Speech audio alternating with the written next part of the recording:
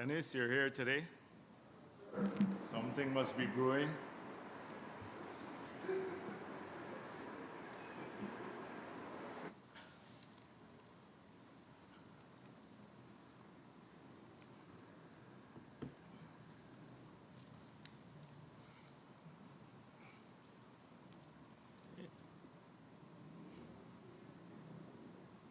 You good, Marcel? So, yes. You're sure. Today is a purely party press conference. So thank you for being here. The past year has been no different than many other years in political terms. We have seen APNU using the same old arguments that they have perfected over the years, trying to mislead the people of this country. And so as a political party, and since this is the last press conference of the year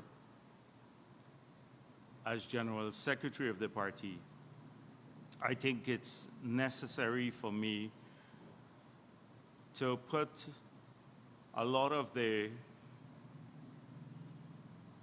attempt of APNU to refashion itself, to recreate its image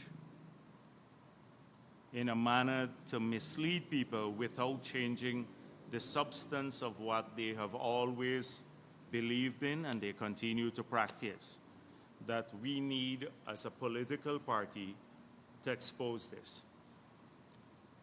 As an entire generation of Guyanese grew up under the People's Progressive Party, they're now very familiar with the political history of the country. They may have read it, but they did not live through it. And so they cannot relate to issues of lack of freedom, lack of democracy, dictatorship, economic deprivation wrought by bad policies practiced by that was the result of bad economic policies of the government. They can't relate to those issues in a manner that is through experience, only through books and maybe reading. And many people don't even take time to familiarize themselves with our economic and political history.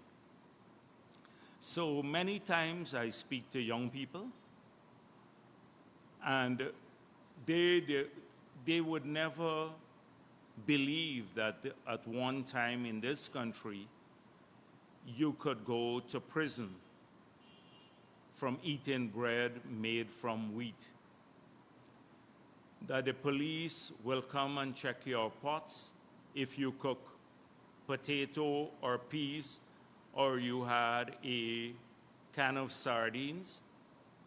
People had to eat the can of sardine, bury the can somewhere, or dump it far from the home, because if you're caught with the can, you end up in the police station.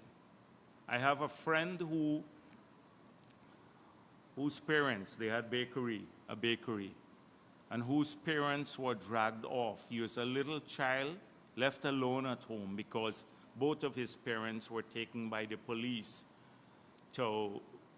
because they were baking bread made from wheat. And so if you talk to young people today, they would think this is a different part of the world. But that happened here in Guyana in not such a distant past. And growing up, like seeing the army come on election day and taking over the polling places, throwing out all the officials, taking over the boxes, the ballot boxes, and then taking them to a different point where often when the count was done, they found wads of ballots strapped with a rubber band in the box itself. And APNU used to win at that time. Like 80% of the votes in the country. In my village, which is a PPP stronghold, APNU would get 95% of the votes. And seeing people cry out of frustration was something that many people in contemporary Guyana cannot relate to. So 2020 was an eye-opener for many young people. Many people who thought that what their parents told them was a distant bad memory and that it could never happen again in our country. That many of them used to say to their parents, "Oh, you're talking ancient history." APNU proved in 2020 that it never changed. It never changed. That for nearly 3 decades it stayed in office through stealing elections. And then the first chance they got at power again in the 2015 to 2020 period, they sought to rig those elections again. And so we must never forget this. That's the nature of the political party we're dealing with. I have here the COI, the International Commission of Inquiry into the general and regional elections of Guyana that were held on March 2020. And this document just reinforces all that we know in this country. But if there was any doubt about it, the findings were very clear. And so if you look at the findings, I'm just going to read a couple of the conclusions in the summary of finding. 1, there was a conscious and deliberate, even brazen, effort to violate the provisions of Section 84(1) of the Representation of People Act. Now, that's the act under which elections are conducted in Guyana. 2, senior GCOM officials abandoned all need for neutrality and impartiality and demonstrated a bias for a competing political party. And in the course of events over those days, showed an open connection with that party, and by their efforts sought a desired result for that party. That's the People's National Congress, APNU, AFC. CEO, Mr. Keith Lowenfield, DCO, Ms. Roxanne Myers, and RO, Mr. Claremont Mingo, were principally responsible for clear and deliberate attempts to frustrate, obstruct, and subvert the ascertainment of votes in Electoral District Number 4.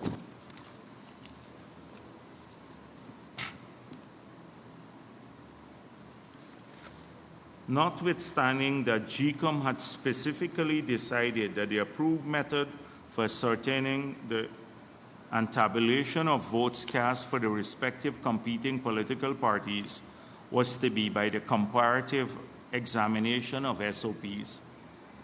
The CEO nevertheless approved the use of a spreadsheet, which turned out to be a document, the information on which was substantially inconsistent with that on the SOPs in the possession of party agents.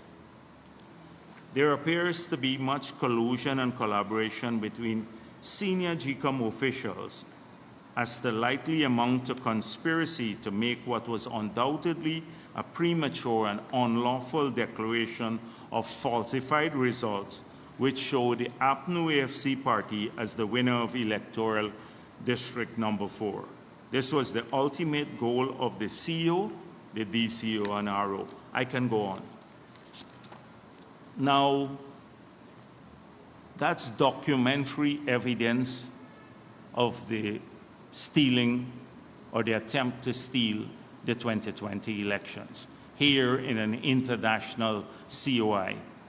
If you go back to the past, you will see Lord Avesbury report and many other reports that documented the history of stealing elections in Guyana. So, one thing is very clear today, that the party, that the PNC AFC never really changed in the past maybe 30, 40 years. They've always tried to stay in power through or have stayed in power through stealing elections. But what is particularly egregious is the attempt to paint themselves as the Democrats in our society, that they're the ones concerned about freedom, the probity of the electoral roll, that is the list of voters, which they always have concerns about. They're very good at that sort of projection, but the reality is this is a party that steals elections. You recall, until today, I can't see how anyone could listen to a Ramjatan or a Kati Hughes or anyone of that ilk who stood up before the people of this country and sought to justify the stealing when they knew, based on their own statements of poll, that they had lost the elections. And privately, they admitted this. They were, you would recall, the issue of the Russians, that the Russian hackers came and tried to help the PPP steal the elections. So today when I see a Ramjatan speaking or a Katiyu speaking, I know that they have no credibility whatsoever. Now, we can easily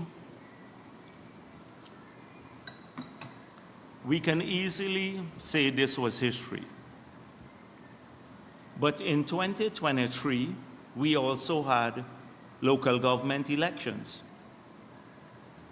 And again, we saw an attempt to, first of all, block those local government elections, and then to stop them using the court. The phone is vibrating again.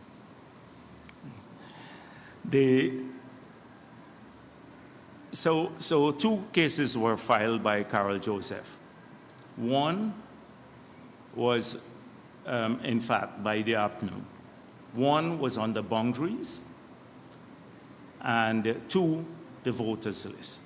and both cases were thrown out by the court. If they had succeeded in those cases, we wouldn't have had elections, local government elections in 2023. So, but what were the results of the local government elections? And that was another seminal event in the country. Of the 1,220 seats that were contested, the PPP won 906. APNU 275, and the others 39 seats, which is 74% of all the seats contested in the country. We won 67 of the 80 LAAs. We increased our votes in Kwakwani, Mukah, Linden, Georgetown, New Amsterdam, and in Bartica and Madhya, we won those two areas. In every one of APNU's strongholds, we won more votes.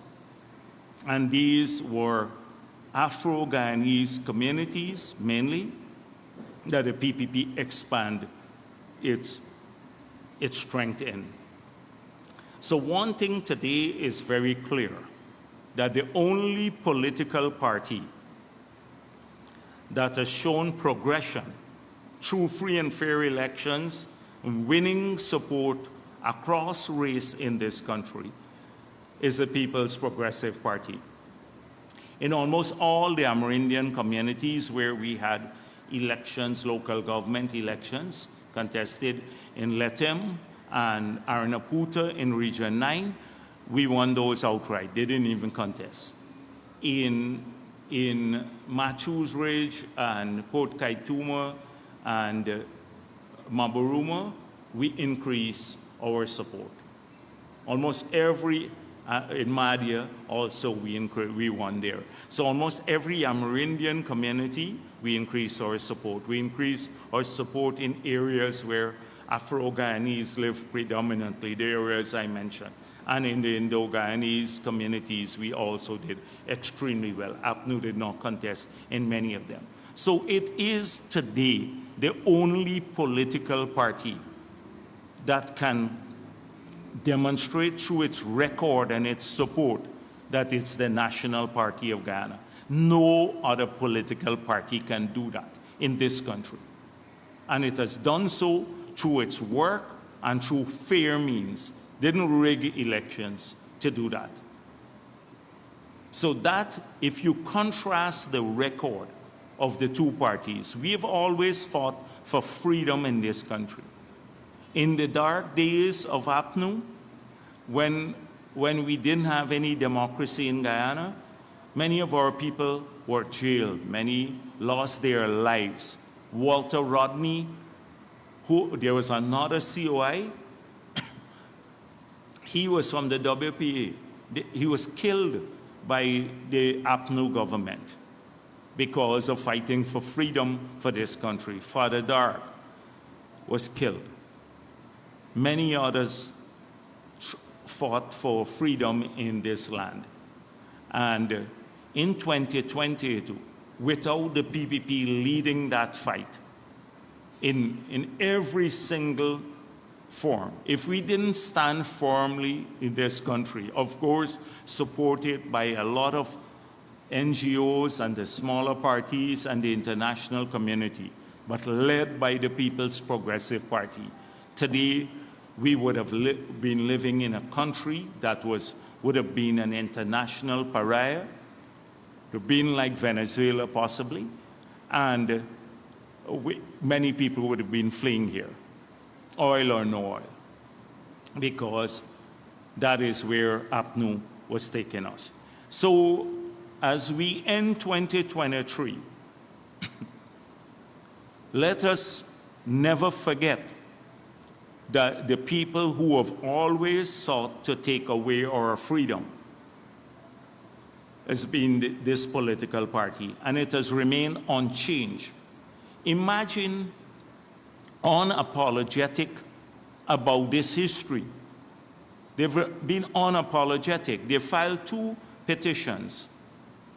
The first one was thrown out for lack of service that went all the way to the CCJ. And then the other petition that Roysdale Ford, this is a poor lawyer, Roysdale Ford, he lost almost every single case that he has filed in court. He's always wrong. He's wrong on this summon to Burke too. But he lost the case because they were challenging Order 60. And anyone who knew or followed the election cases closely would have known that tangentially the CCJ had already looked at Order 60 when they made their ruling that led to some of the reversals here, so that Lowenfield could not have done what he did, which was unilaterally disenfranchise 175,000 people based on a Court of Appeal ruling. So they should have known that that would have been thrown out too. But they still, until now, Norton still hangs on to this lie that they won the elections, they were cheated in 2020, that he has the statements of poll. They filed election petition in the face of all of these facts as COI and what we know as in our hearts that they were stealing the elections. But that will not change about APNU. And they tried to pull that again they were unrepentant. In 2023 in local government elections, after this crushing defeat, you recall Norton saying before the elections they were contesting in practically all of the LAAs, which was a lie. They were not contesting in nearly half of the seats. That was a lie. He stood before the media. They doubled down on it. Sure, some Holder guy, some guy from his party there, the chairman, I think, said it again, repeated it. When they lost the elections, they said they won. Then subsequently, when the facts hit them that they lost 67 of the 8 LAAs, they started saying that we rigged the elections. So this is not going to change. Anyone who associates with that party is associating with a party that have, since independence, stood on the side of stealing elections, not working for people's support. When you're in power, you have to work for their support through your policies. You have to get them to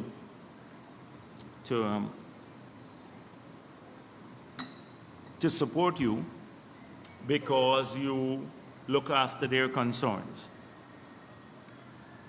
They never did that. They believe that you can just steal the elections. So that's the first thing I wanted at the end of the year, to show you a clear difference between the two parties. One party that has fought for freedom from independence, if you trace our history, to keep our country free, and another party that has moved to enslave, to take away our freedom, enslave our people. The second thing that I wanted to talk about is this racism, which has always been a potent tool of APNU again. So this year has not been short of manifestation of them claiming racism again, that the PPP is a racist party, in spite of all that I just told you, that we have won support across the board in this country. They continue to pursue this lie. So they had several activities in Washington, the Washington Conference. When pressed at the conference, they said they didn't have evidence. They ended the conference with one thing, which is that the U.S. must sanction Jagdeo. They then had the fact finders, the so-called fact finders, come to Guyana. They chaperoned them, they came with a preconceived idea, and apparently they came here to find evidence to support that. And that is why they were led by Roysdale Ford and the others, taken around by APNU to just strongholds of the APNU AFC, New Amsterdam, Linden, and at Critchlow Labour College.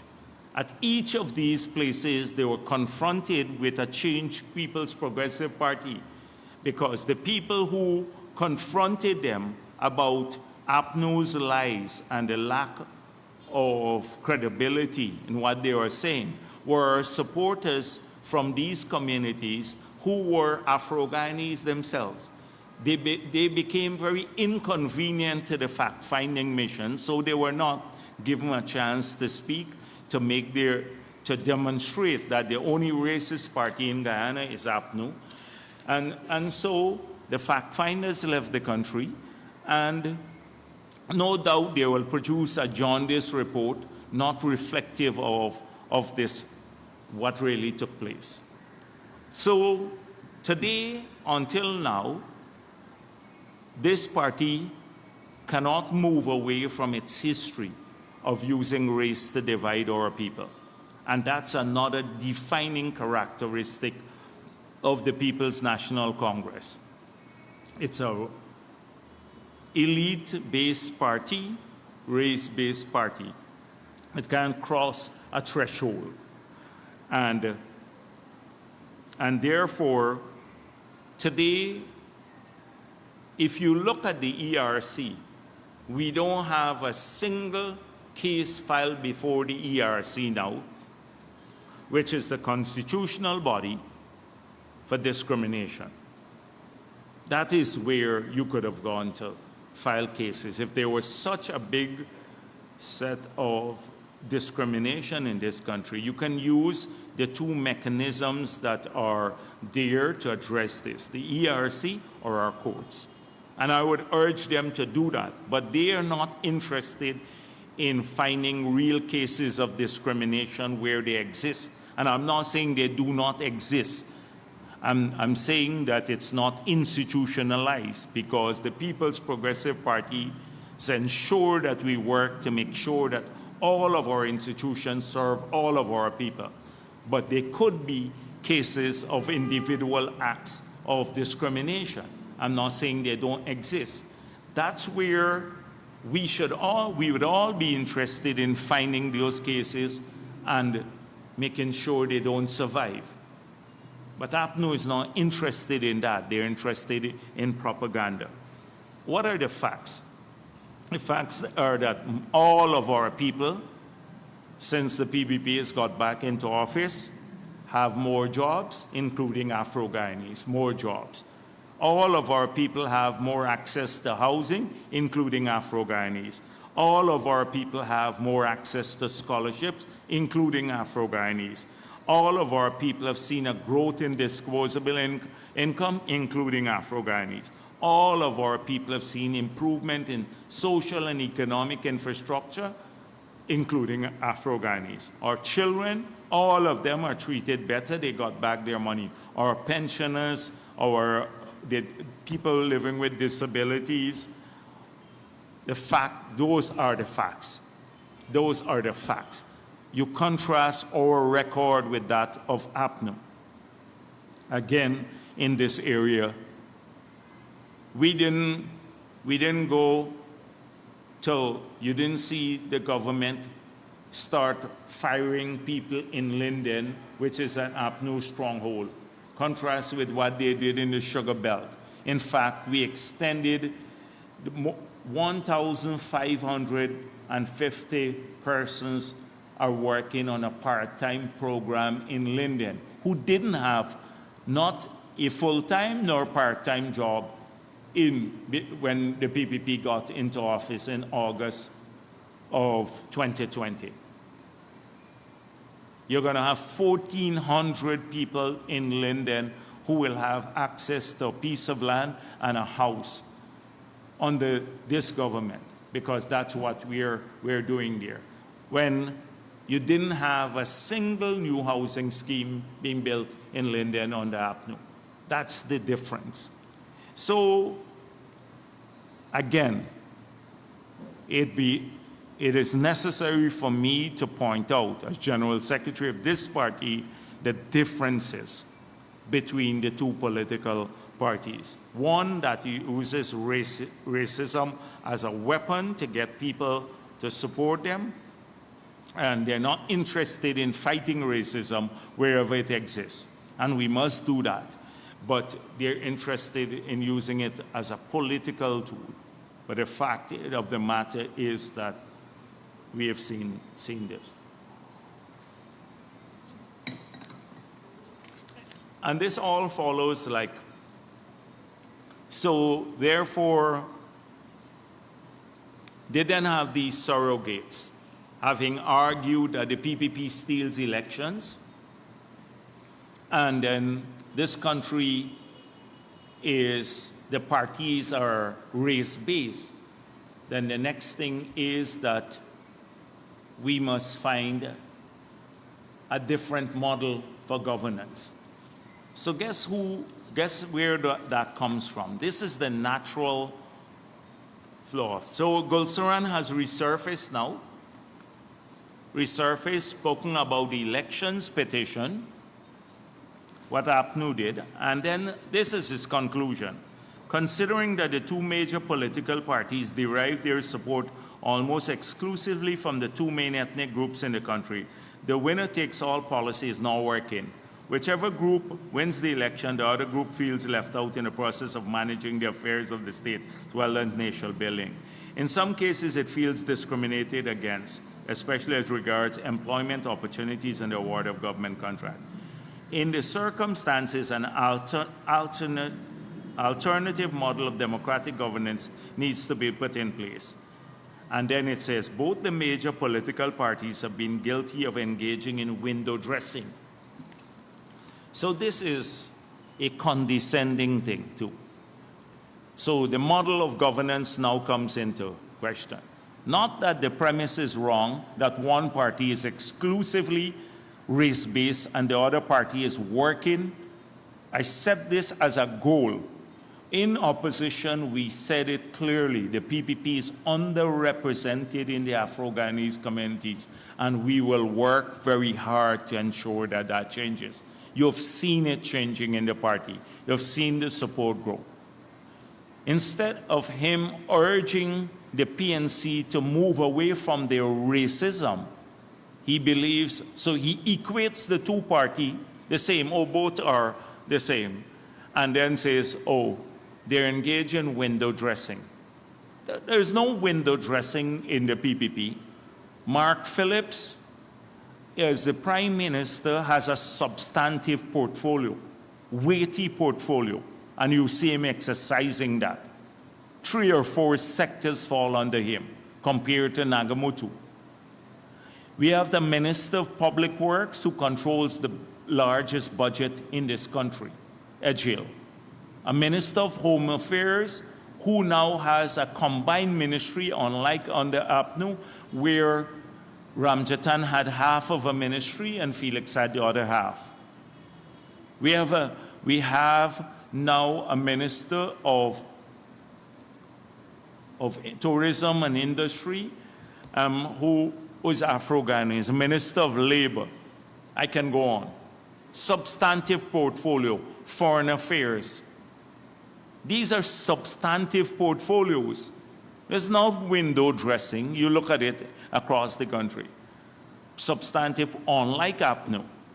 And so I need to point out contrasts, the contrast between the two parties. But people like Gulsaran and others who survive because they have no credibility whatsoever. And he sued me because I said he has no credibility.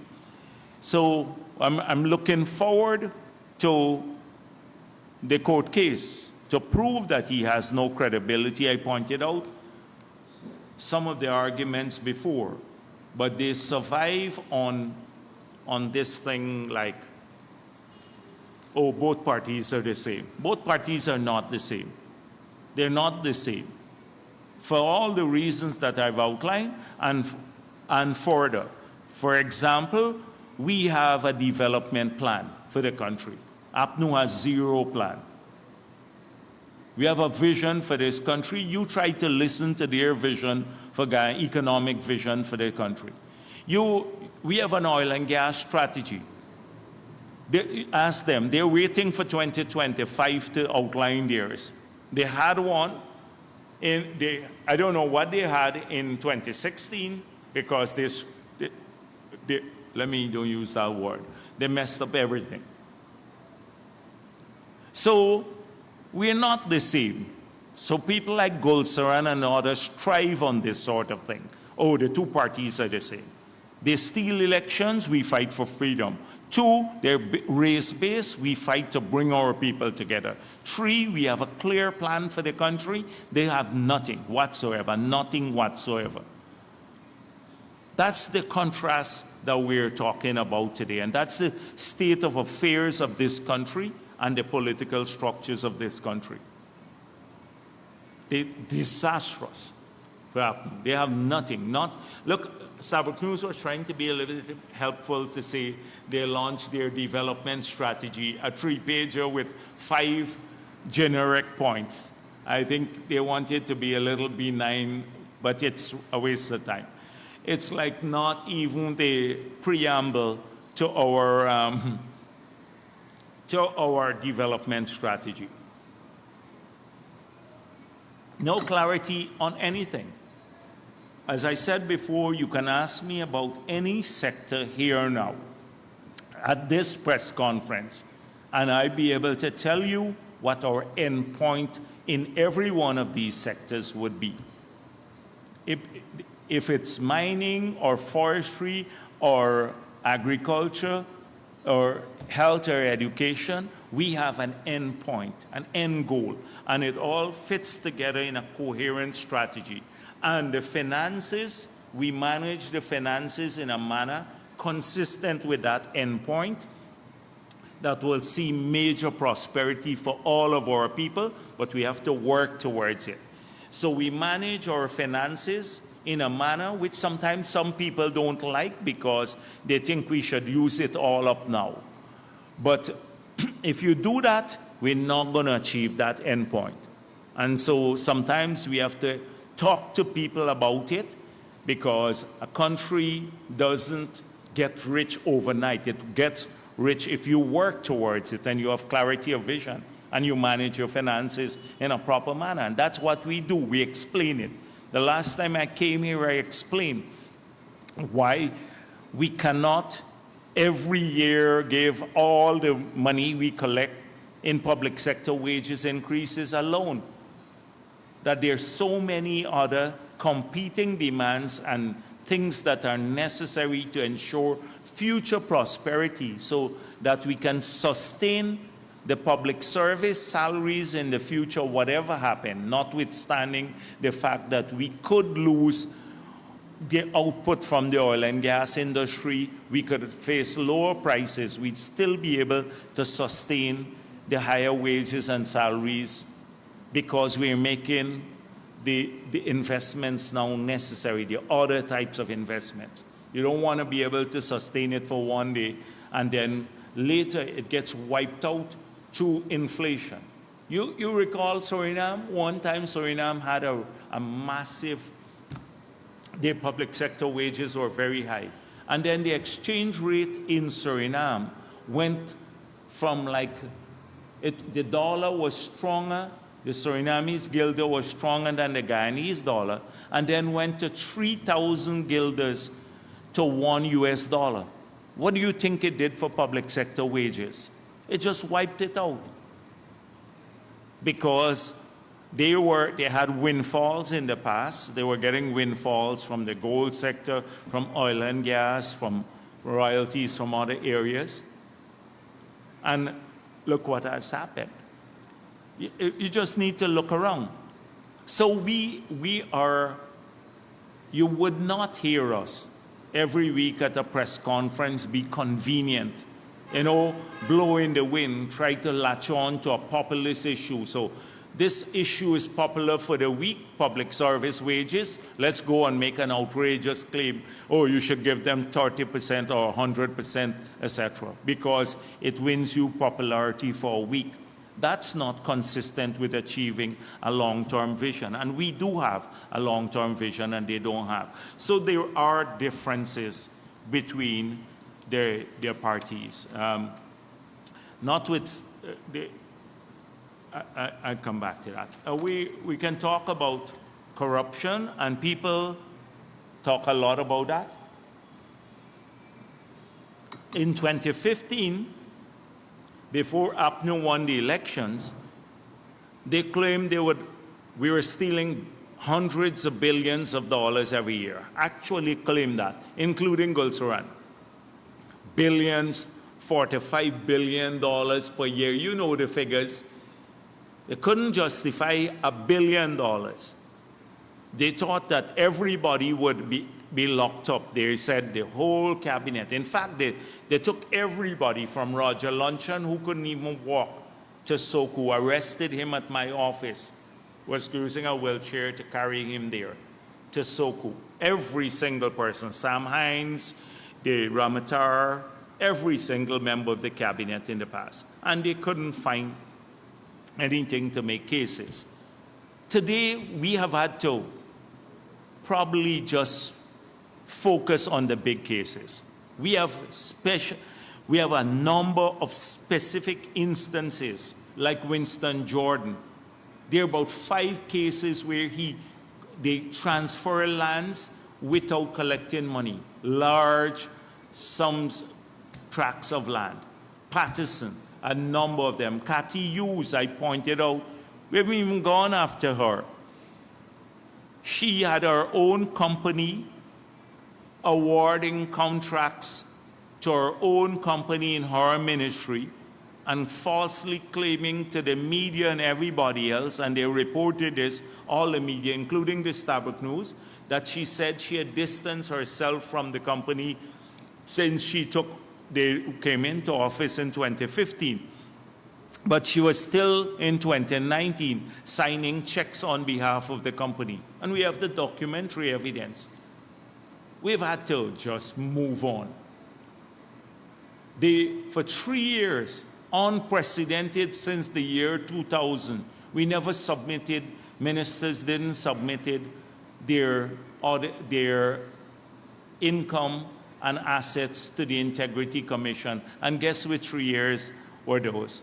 3 years on the APNU, from 2015 to 2018. Those are the first 3 years. Still large sums of money missing many places, etc. GDF, you recall the fuel scam, whole range of stuff. So we have had to refashion all of these issues. Big contrast. They talk a lot about corruption. But that turned out, the 5 years turned out to be the most corrupt government in our history. And I can demonstrate it. We have over maybe 400 cases of breaches of the financial regulations or outright fraud. We can't even get some of these cases heard. Look at the election fraud case. The reports are all clear about Lowenfield and his role, Roxanne Myers and her role, and Mingo. We can't even get the cases to move forward in court.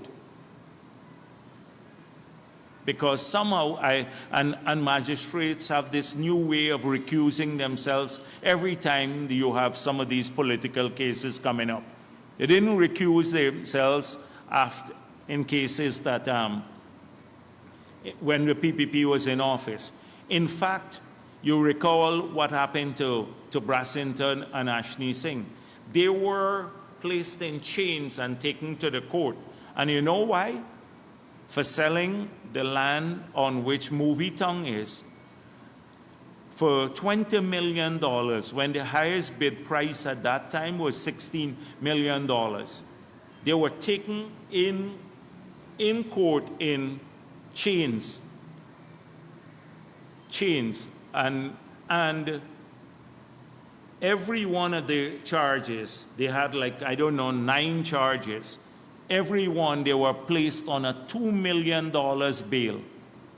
Now I see Jordan sold a facility that's worth 30-something million US dollars for $100,000. And I think his bail was like maybe $100,000 kind of dollars. The duplicity here, duplicity of it all. So let's make it clear that this party talks a lot about corruption, but was in the 5 years period, because we have short memories sometimes. People forget Durban Park. There's 600 million missing through the audit, and probably another 600 million in donations that were missing. But 600 million of public money missing. So on that project, it's between 1.2 to 1.4 billion dollars. And look what's happening. It's falling apart now. So billions were spent on those projects. We forget this. And that's why today I need to remind people, because we don't have to go back to the 28 years when APNU was in office. A lot of young people say it's the past. It is the recent history I'm talking about.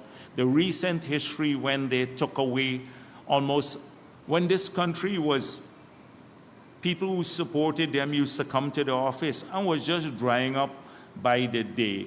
Jobs were shrinking. They were taking away benefits from pensioners. Almost the whole country. There was this malaise in the 5 years that they were there. There was no excitement about this country. And people need to project themselves back to that period. So this is their track record.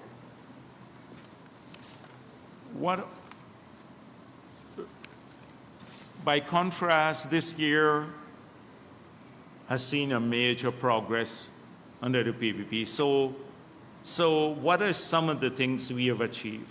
Now, over the course of the next couple of days, I spoke with the ministers even today, and so you're going to see a slew of press conferences before the end of the year by the ministers speaking about their sectors, and you will see the vast progress we have made in almost every sector since we assumed office. But I want to also re-emphasize, why is this magnified? Why the progress has been even greater, in my view, than what seems apparent to many people, is because of the circumstances in which they were achieved, or their success was achieved. First of all, we had to overcome a period when $419.5 billion was spent by APNU without any parliamentary approval. From the budget of 2018, the last budget, to when we produced the budget in 2020, September 2020. For the whole of that period, that was $419.5 billion was spent without parliamentary oversight. A lot of expenditures were made for the whole of 2020 without any approval of the parliament. So in 4 weeks thereafter we got into office, in the middle of a shutdown in this country, shut down because we were fighting an existential threat, COVID. In 4 weeks, we produced a budget. I will go back. I just want you to look at the measures in the first budget and look at our manifesto and see that in the first budget, 4 weeks after we got into office, in the middle of COVID, we fulfill almost 70% of our manifesto promises we in the first budget. It's not an easy thing. In the year and a half after we got into office, we were engaged on two fronts: on planning, getting the projects going, looking at the big projects, doing all the feasibility studies, etc., because they had to be done, raising the financing, and keeping our country safe, building out a capacity to vaccinate people, to get the medical system up, the testing capability, a whole range of things, getting money delivered, food delivered to many vulnerable communities, cash grants, all of this in the middle of COVID. It's a model case of how it's been done. You compare this with many other countries. And we just got into office, so we had to overcome the problems that they left us with of a financial nature. Two, we had to tackle COVID, the shutdown, and reopen our country in a phased manner, get people back to work and also keep them safe. And then thirdly, to implement what we promised to the people of this country. And so if you look at, it's just over 3 years we've been in office, but the first year and a half practically of that was we were focused on keeping our country safe. And in spite of that, we've managed to change the dynamics of this country. If you look at every single report, not coming out of APNU and what some low guy that they have as their economists, but look at ECLAC report, look at the World Bank report, Inter-American Development Bank, the IMF reports. Every single report has shown that not only has the economy been growing at record pace, but all the things we manage in spite of that growth to avoid the overheating of the economy, the high rates of inflation that some countries experience. So even when you talk about a growth in cost of living in Guyana, and Starbuck has been running this series, comparatively with the rest of the world, including the Caribbean and the United States of America, our prices have gone up less than many of those countries because of the countervailing measures we took on the taxes, by removing taxes, by changing the base on which taxes are levied, like using the old CIF value instead of new CIF value when freight rates skyrocketed.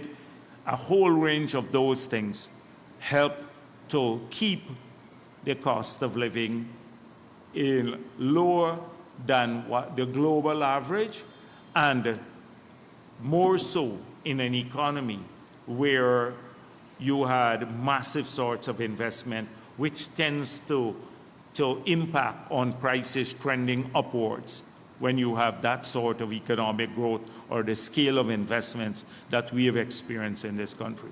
Today, more of our people, in this short period, we have more of our people working.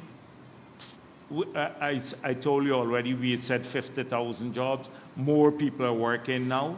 We have labor shortages. We're in an enviable position. We are now, even some types of investments we are not pursuing. We have practically put a hold on future big projects until we go past this phase of completion of all the highways that we've had. We're working now on a few highways, the East Coast, going to the Soosdijk Highway, extending from Busby Dam to Soosdijk, completing the Crane Bypass, the bridges and stuff like that. Those big projects, the 12 hospitals we want completed before we get into the next wave of projects. And all of this is happening in spite of the challenges we face. And so the ministers are going to point out in great detail the massive amount of work we have done on drainage and irrigation and on structures and all of these issues to better manage our ability to control water. We've done this in those difficult circumstances, overcoming the election, the expenditure pattern before the elections, the unpaid bills left. We've overcome all of that, COVID, etc. Secondly, this year we've had the biggest anywhere in the world sale of forest carbon. And it happened because of work we did since we got back into office. This year, it came to fruition because from the time we got into office, we resumed a process of certification of our forests. And this year, we got the credits issued, and we sold some of those credits and for $750 million, the biggest deal anywhere in the world. That is a major achievement, too. On the oil and gas side, in spite of all that kite-shore news goes on with, the nonsense we've had to contend with during the course of the year, if you look at every assessment from the international community, you will, including the IMF reports, you will see that it's one of the better managed industries anywhere in the world, and that the pace at which we have changed the framework has been unprecedented for many countries in the world. We have done all that we have said we will do in this sector in terms of the framework agreement. We went for the gas to energy project as a way of getting more from the contract. We passed the local content law, which is a way of getting more from the contract. Let me tell you the assessment of a lot of people, including the oil and gas executives. When they come and see the levels of investment and participation of Guyanese, they don't believe it, because their experience is that in many of these countries where the oil and gas industry goes to, guess who owns the buildings that they're renting? The foreigners. The foreigners come in, they own the building. Almost all the things that they supply, food, everything else, security services, taxi services come from foreign companies. Our local content law is unprecedented in such an early period. In any country where they have just had a fledgling industry and the level of integration. The big facilities, look at warehousing. Warehousing is owned by foreigners. Almost all of the warehousing now facilities, Guyanese are investing in them, and massive amounts of money they make on rentals. Two, we have 3 of the shore-based facilities that are being built now, all 3 with the majority Guyanese ownership. These are massive investments. Any part of the world you go, you see it's foreigners who own these 2. Security services, rental services. The last week I had to deal with this thing about remittances and about the massive inflow that we've seen through Guyanese who live abroad, who are investing here now for the supply of the oil and gas industry. The level of integration and spending is unprecedented in a country that has just started our oil and gas sector. Trinidad was doing this nearly 100 years ago, or Venezuela. We've just started producing oil maybe 4 years ago. And we already have that massive level of integration because we ran ahead of what the oil and gas sector wanted. They did not want the local content law. They didn't want to give us the free gas for the gas to energy project. We got that. We got the local content law passed. We got a reform of the NRF to the extent that it's used as a model in many parts of the world for transparency and oversight. We have a strong oversight mechanism for the Natural Resources Fund now, strengthened oversight. We now have a new petroleum activities law updating the one from 1986. We have auctioned now our blocks. It's not on a first come, first served basis. We've reformed our PSA.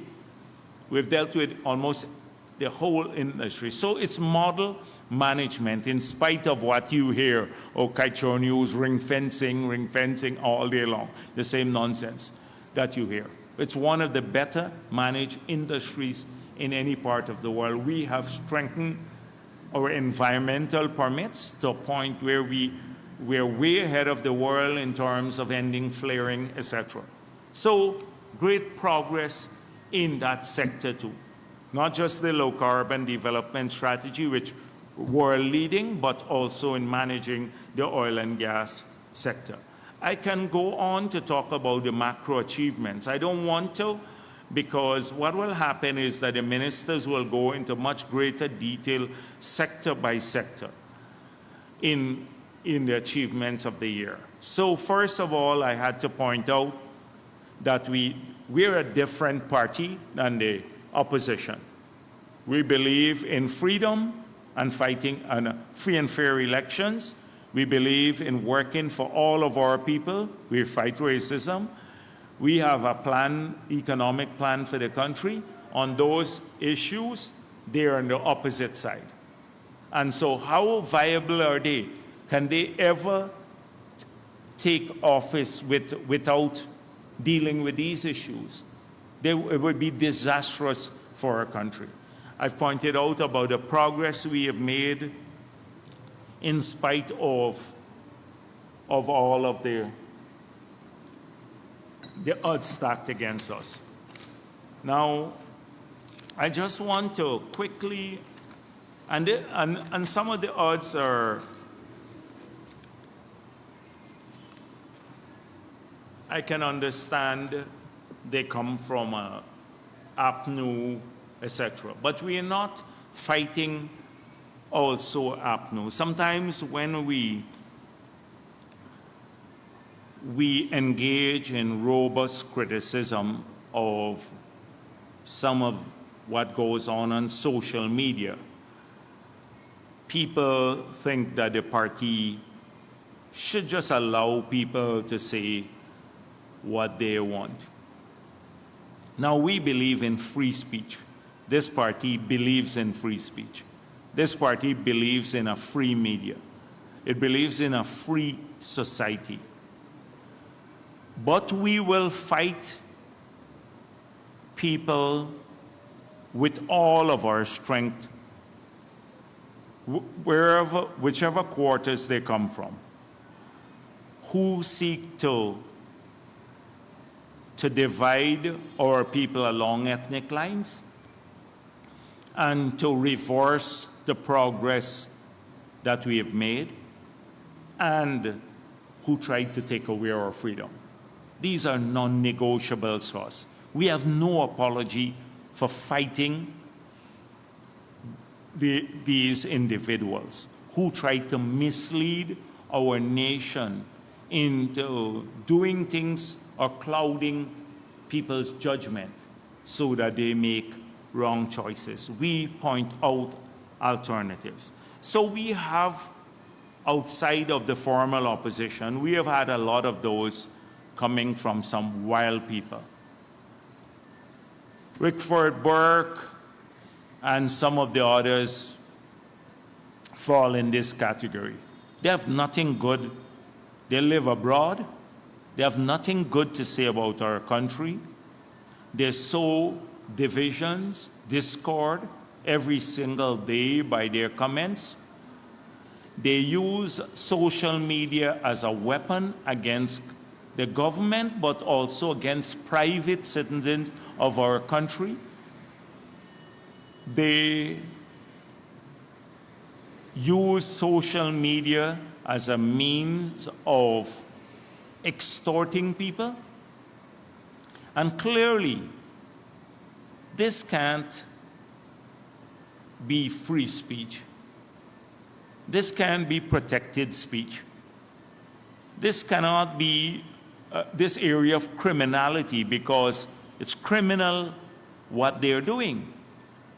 That they should get a free pass whilst everyone else in this country would have to account to the laws of the country. So I'm so pleased that we could actually start holding people accountable for what they say. Now people can say whatever they wish. Rickford Burke or whoever else can say whatever they wish. But if it's seditious, if you're in Guyana and you say this and it's seditious, you have to face the court. They too must face the account or be held accountable. And so I was so pleased.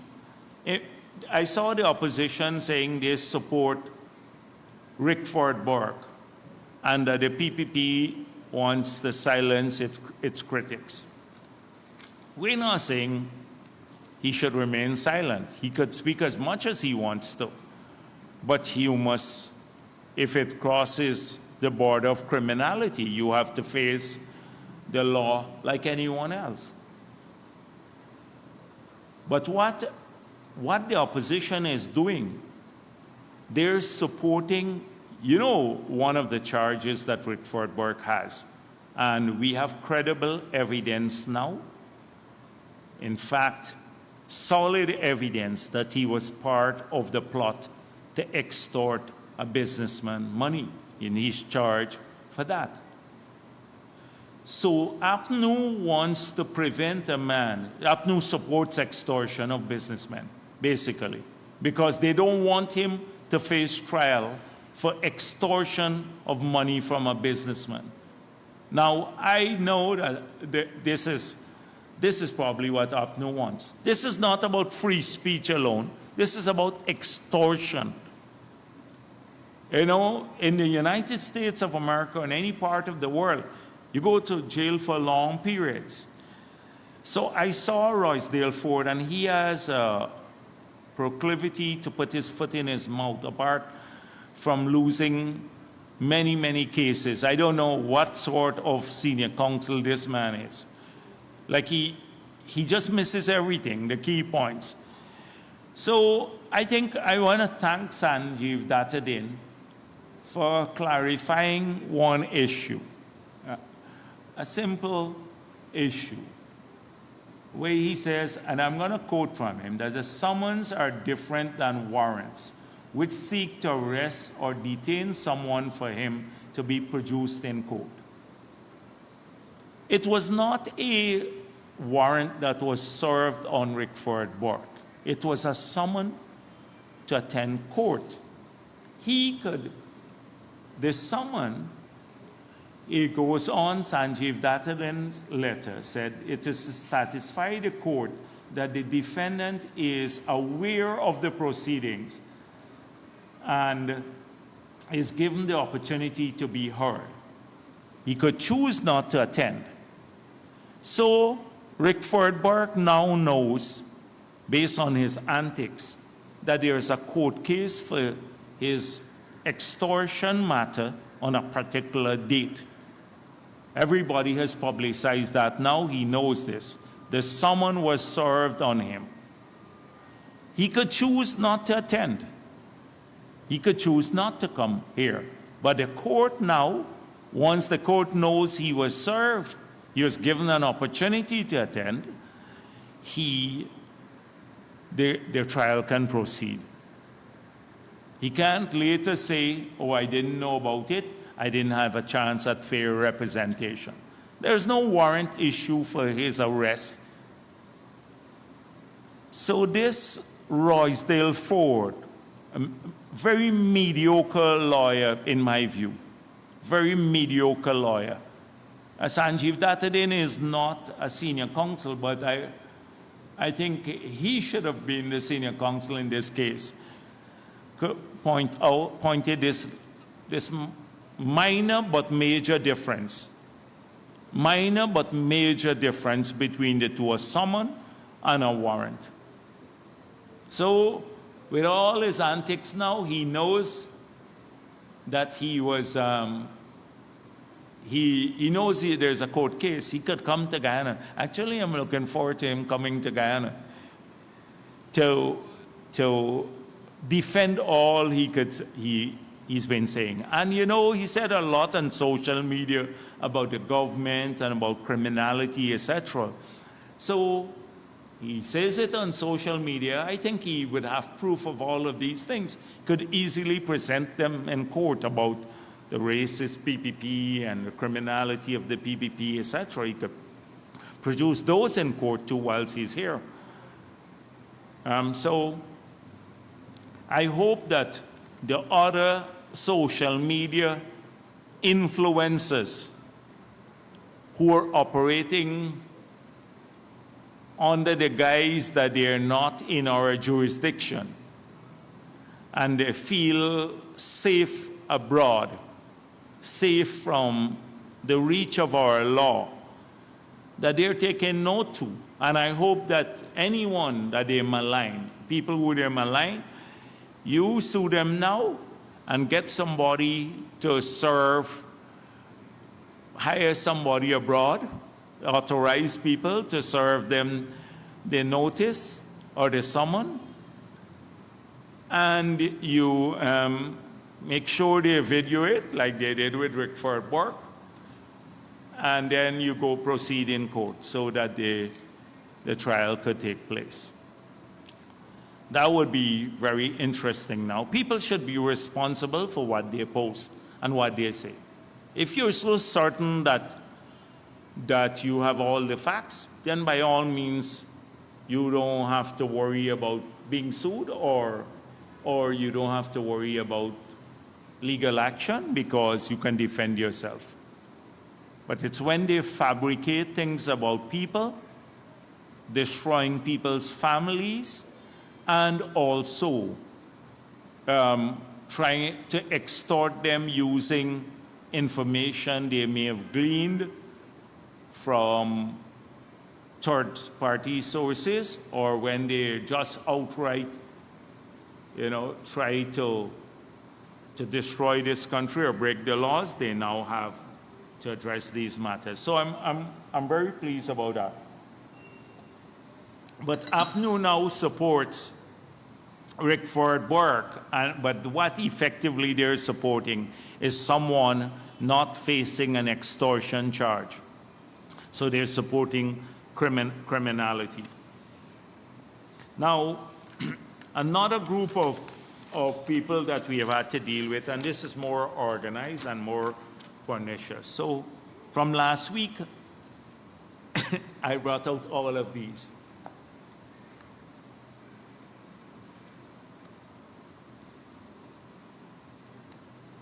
So,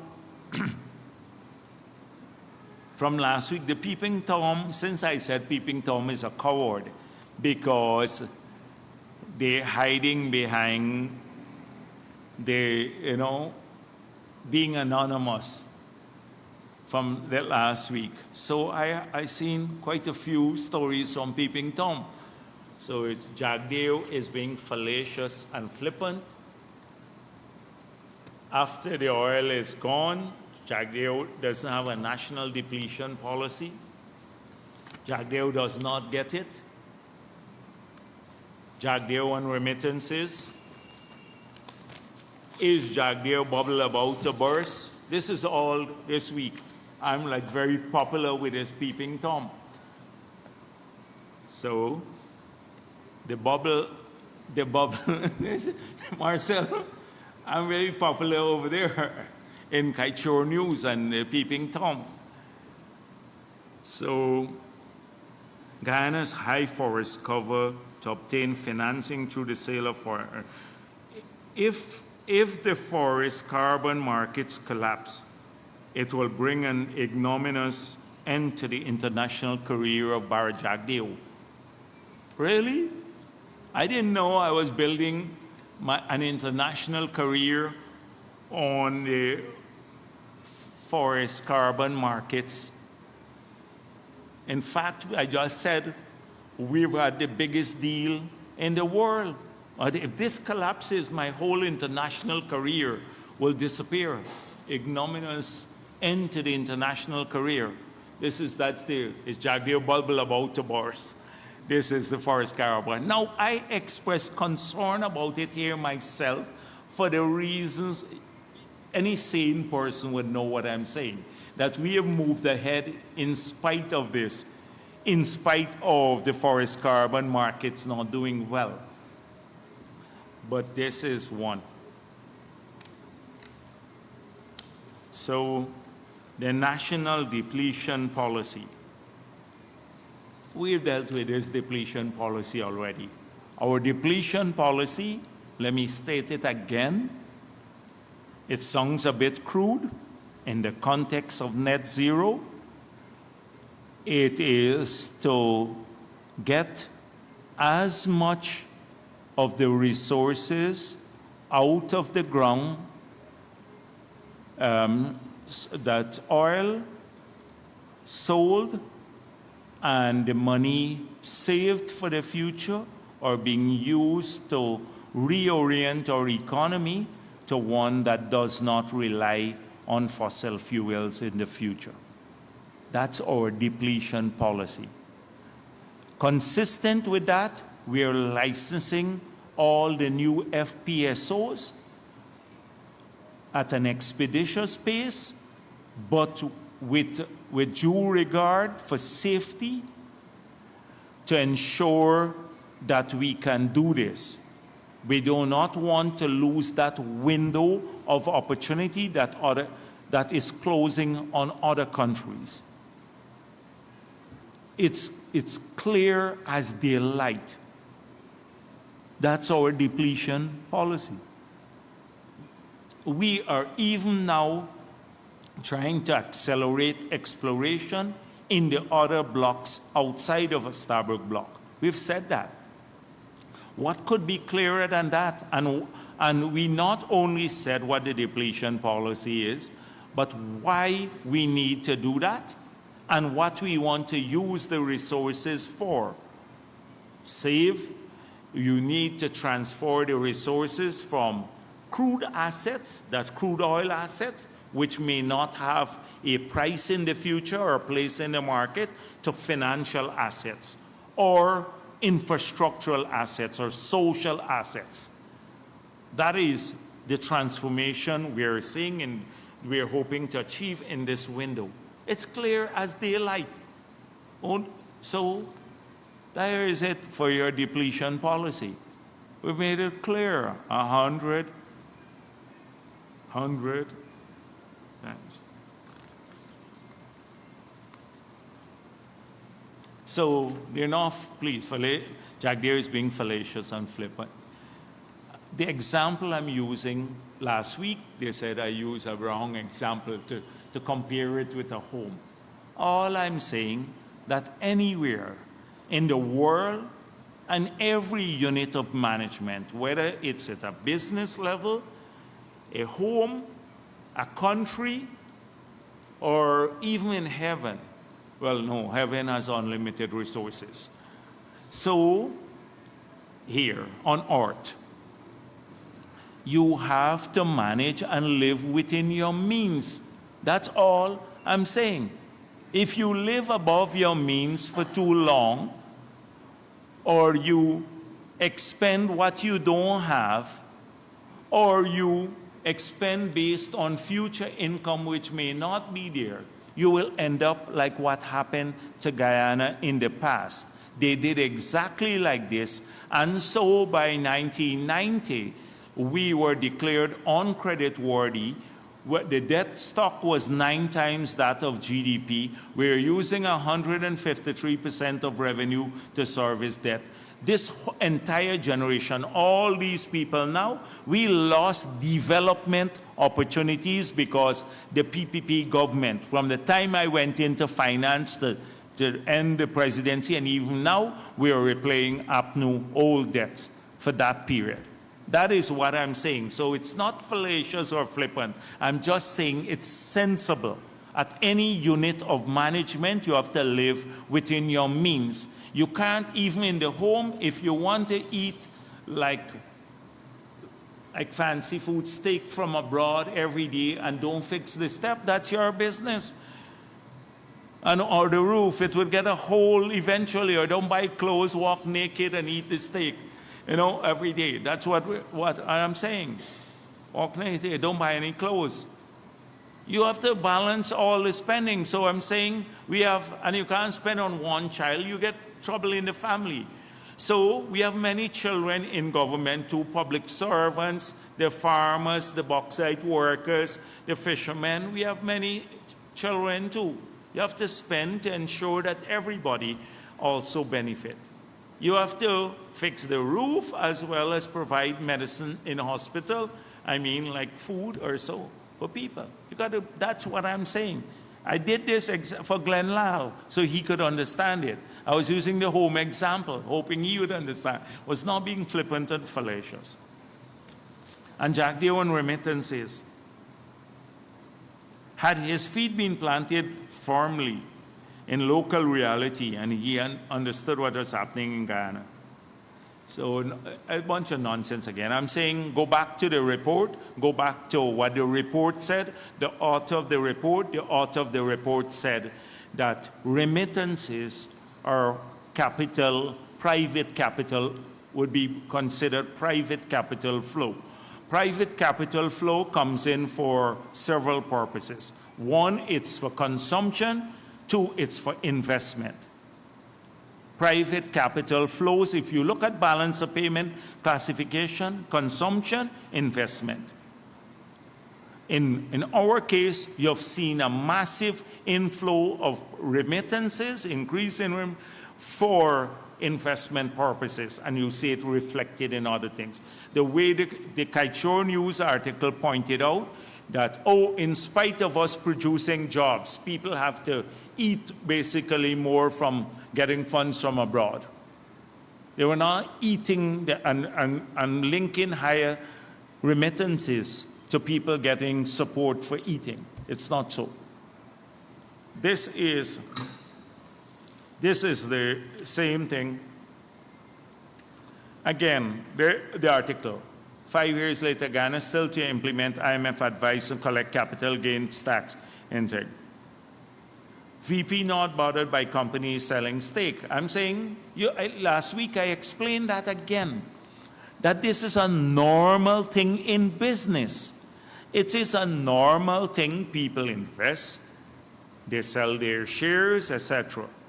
If in the sale of the shares there's a capital gains tax, we're not talking about that they get it tax-free. They have to accord with the payment of the taxes whenever they transfer shares, if that is provided for by the law. That's a whole separate argument. We were talking about, you asked me about flipping, the Kaichor News about flipping investments. And I'm saying that if people invest, flipping, investing, selling shares is a feature of a modern world, a part of capital markets. That's how you have capital markets growing. In our case, we've been unable to have a big stock exchange in Guyana, which is another way for people to raise capital outside of loans, which is available to investors in other parts of the world, largely because we have too few publicly traded companies. And most of the companies are family-owned businesses, so they don't sell shares. They don't flip their shares. So then you don't have any mobility in the market. There are very few, a limited volume of transactions because of few publicly traded companies. That's why you can't develop a capital market. So it's a normal for anybody who wouldn't even write about this, because it's like reinventing the whole world and the fundamentals of economics again. But Kaichor, Glenn Lal, has done a lot of reinvention too, because he found a new feature for global warming. Exxon pouring hot water in the ocean, causing global warming in Guyana. So this is a new law of economics. Adam Lal Smith, now you got over there. he's a new founder of this. I can go on about all of this. Ghana will suffer from resource cuts given government inaction on proper depletion policy, etc. Christopher, depletion policy has nothing to do with the resource course. The resource course and depletion policy are two different things. Resource course leads to the economy when you have this windfall, and it leads to the Dutch disease and kills off the other sectors. Depletion policy is something else, which I spoke of earlier. They have it wrong. Anyhow, I'm not going to go on more about these issues. Now, there's one last thing I want to deal with. I had no intention of addressing this, but I've seen Dennis Chabrol, since Dennis is here, Dennis published an opinion by Rear Admiral Gary Bess. And he was extremely critical of President Ali and the Argyle Declaration. If you read it, it was published 24th of December. Now, for a former chief of staff to write this is disgraceful. And, but I've come to expect that sort of behavior from some people. But I just want, if he questions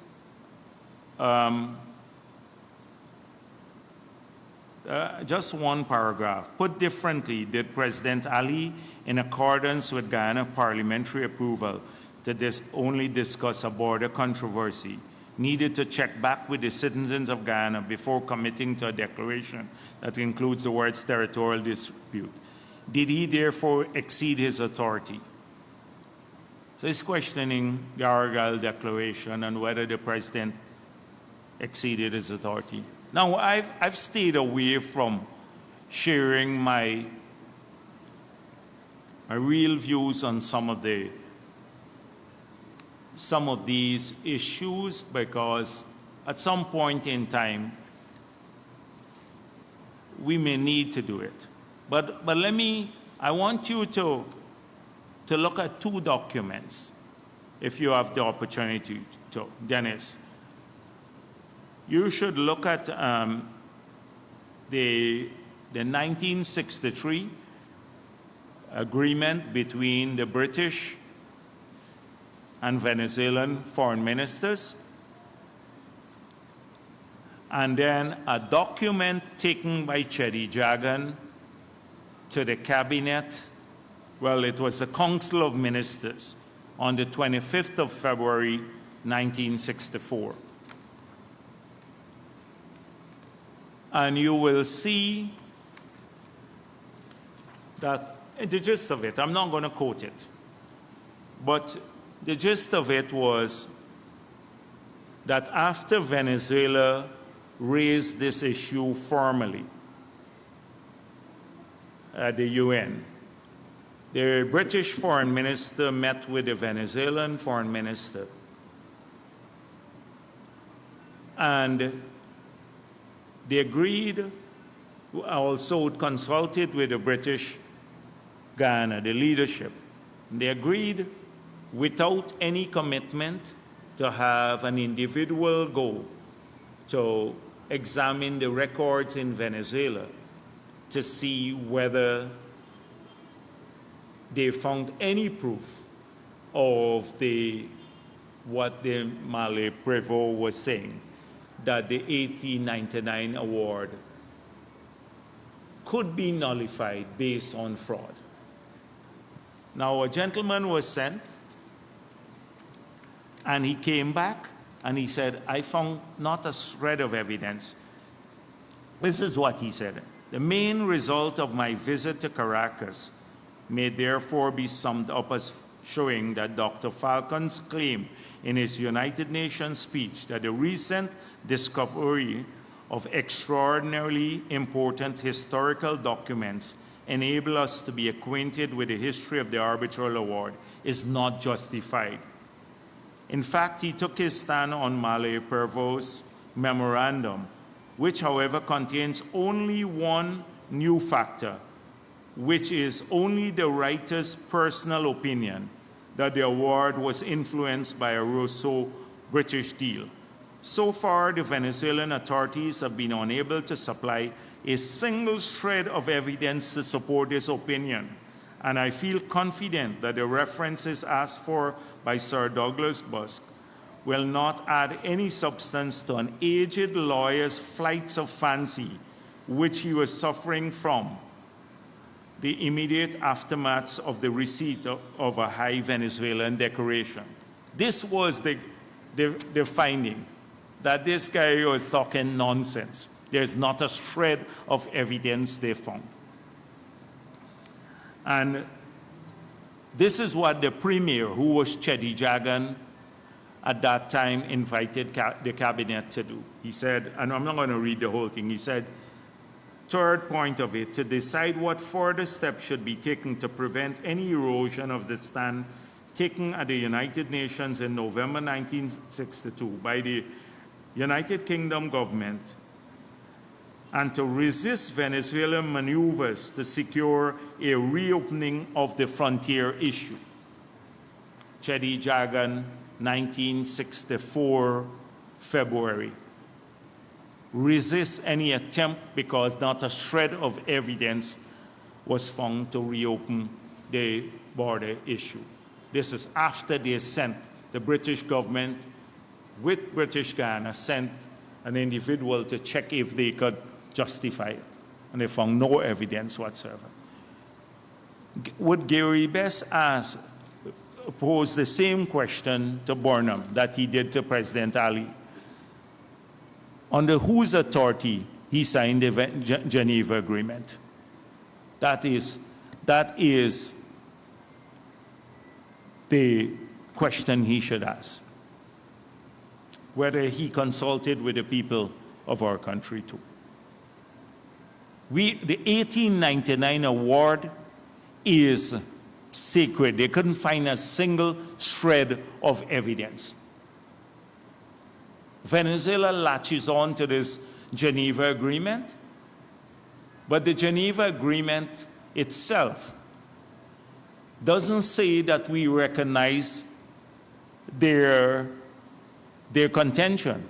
It says that, we should try to examine basically their claim that the award was null and void, the 1899 award. It didn't recognize their or accepted that view.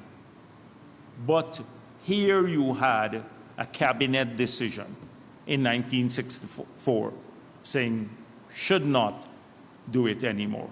If we start going down this route that Gary Best has done, we just would be playing into the hands of Venezuela. The 1899 award, based on all the historic documents, is sacred. It was done deal. It was accepted by everyone, Venezuela included. Their attempt to reopen it was done not on a shred of evidence, as we found that they sent a person to Venezuela to verify all that they claimed they had.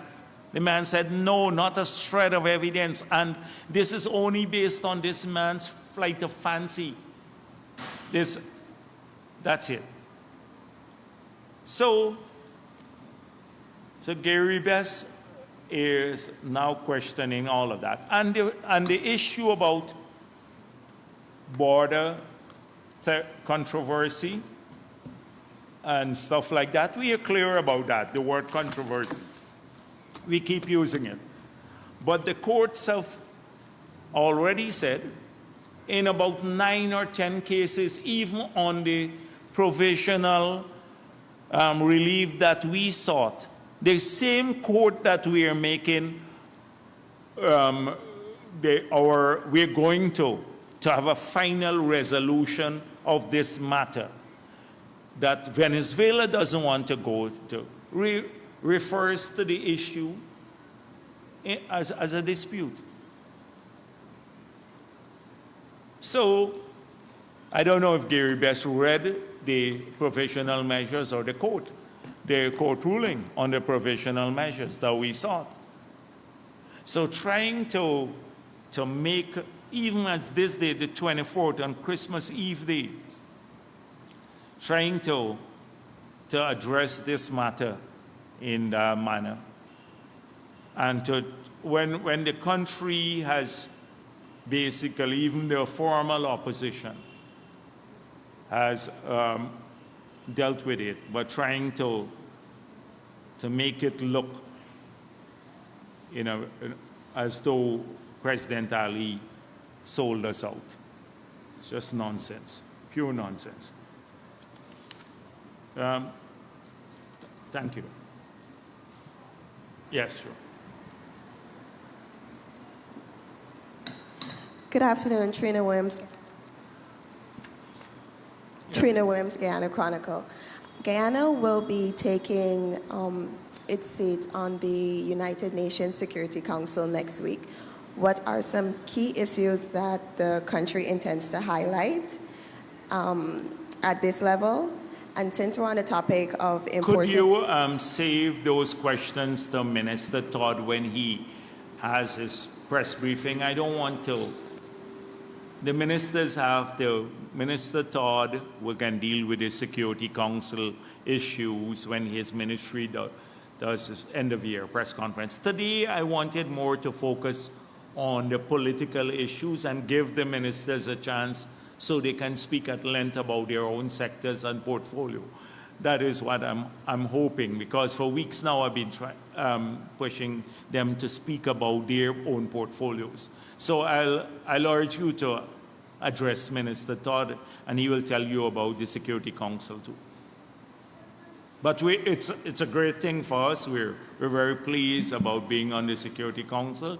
It's a prized position, and I think we have outlined in a main some of the key areas that we want to focus on the Security Council. We've already outlined that. Yes, please. Naomi Paris, Guyana Chronicle. There have been a lot of talks about the increase in cost of living, but could you quantify the direct investments by the government that would have resulted in Guyanese not feeling the full brunt of this? Okay. So, as I explained before, if you look at inflation rates around the world, in the COVID period, they skyrocketed. Inflation rate around the world, including in the United States, in Europe. If you look at here too in Guyana, we saw some major increases in food prices in that period. But because of what we did on the taxes, so on the VAT, as well as our approach to how taxes are levied, the base. And let me explain this, because I did before. So when the price for shipping a container of goods from China moved from $3,500 US to $20,000, we still use the $3,500 rate. So an importer now should have had the cost, the insurance, which would have been higher, and freight. And then you levy the taxes, the import duty, the common external tariff on that basis. So if the cost of the goods was $10 or $1,000, and say insurance $500, and then $20,000, that's US dollars, and $20,000 to ship it, the base would have been $21,500. And then you levy, say, a 10% tax on that. But instead of doing that, we kept the old rate 3.5. So if the cost will be $1,000, that's 4 or 5, and then 500 for insurance. So the old base was $5,000. So a 10% tax on 5,000 instead of a 10% tax on $21,500.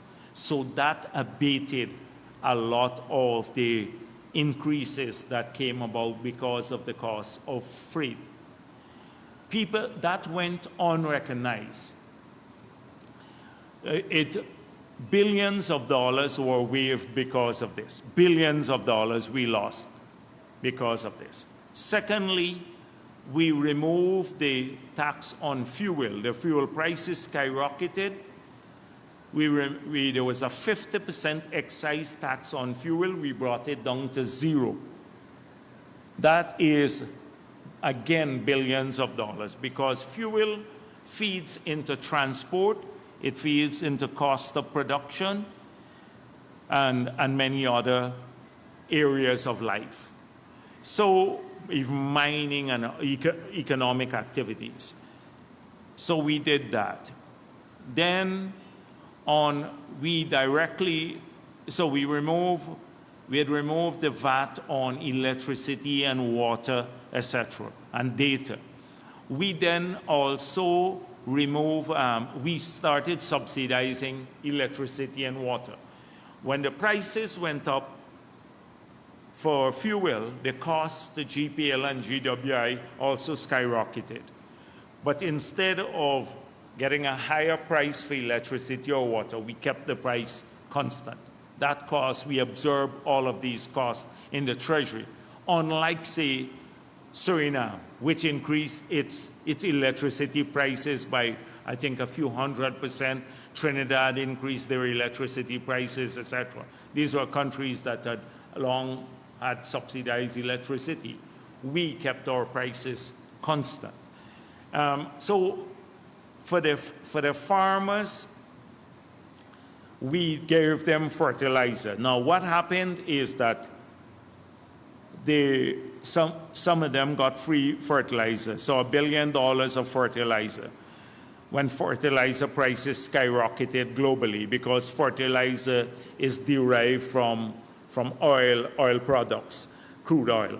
So when the crude oil prices went up, fertilizer prices went up. So by assisting them with the fertilizer, they managed to still be profitable. Their cost of production did not go up as high. Therefore, their disposable income did not get affected as much. So then through the cash grants, through the system.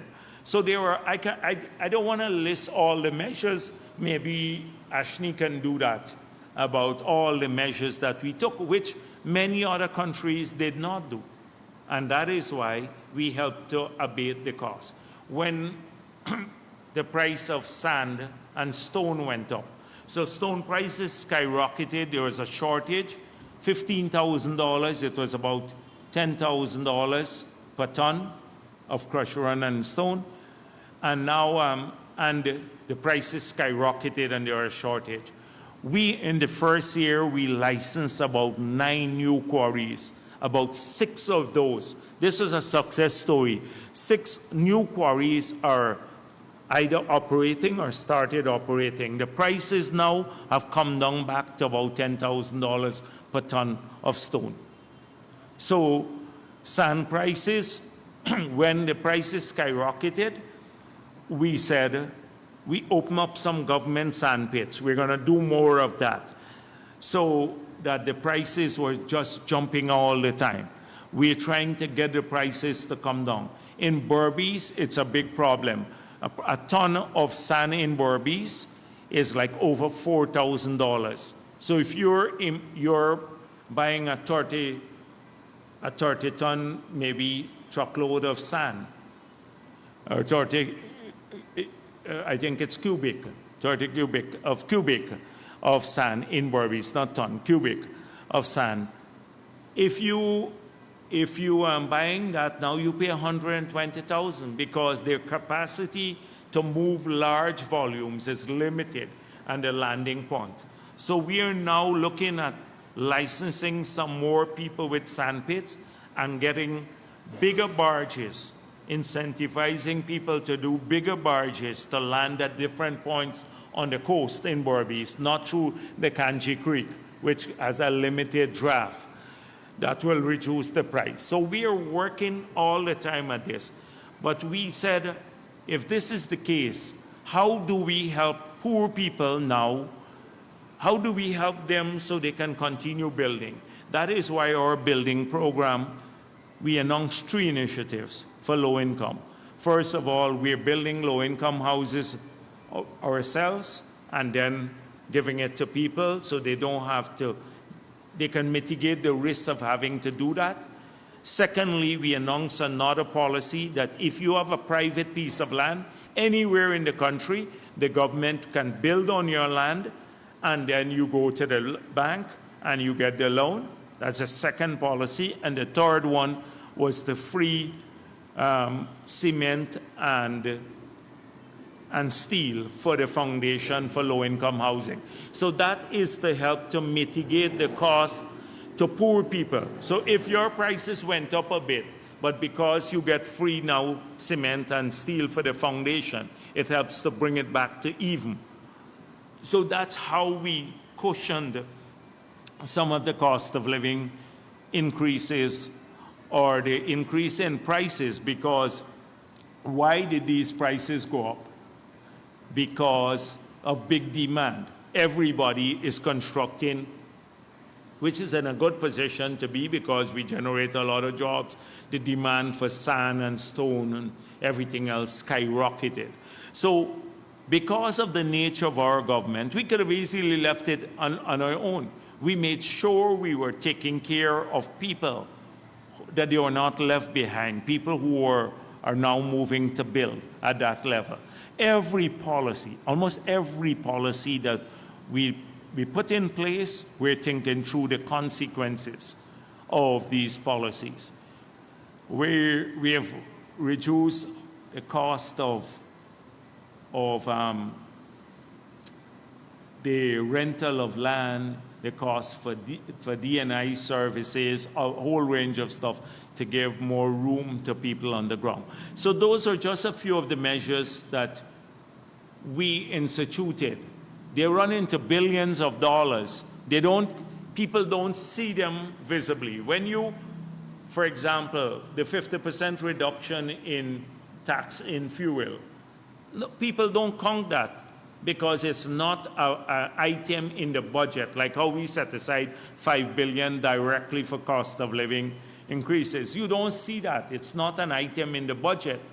But in effect, it has a massive impact on everyone.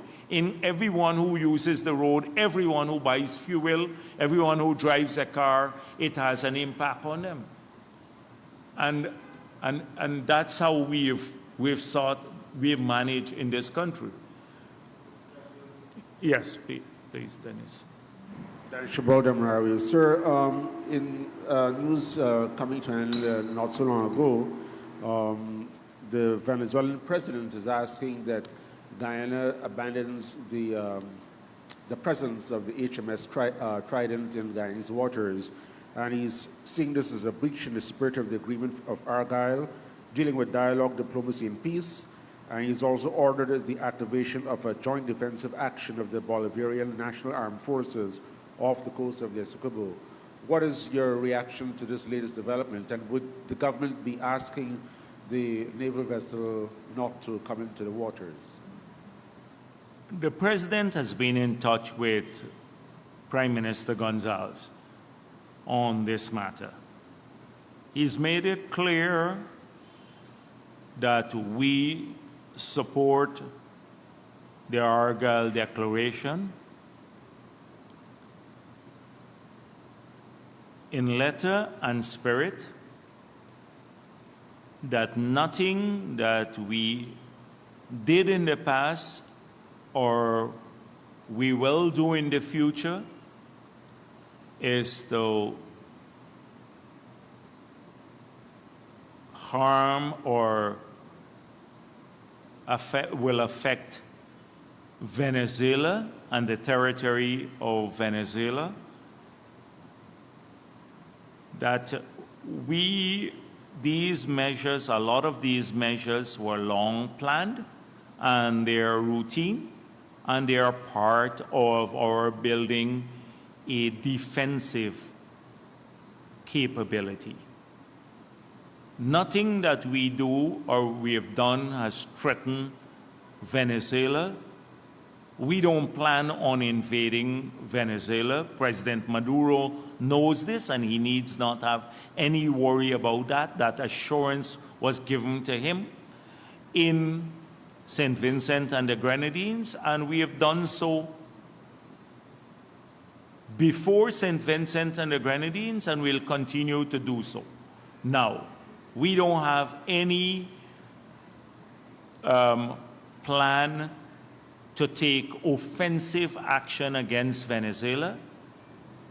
Whatever we do here has been routine and has been long planned, and it's part of our building a defensive capability in Guyana, not necessarily to fight wars, but to police better our exclusive economic zone and our territorial integrity and sovereignty. So we respect the Argyle Declaration, and President Maduro needs to understand this.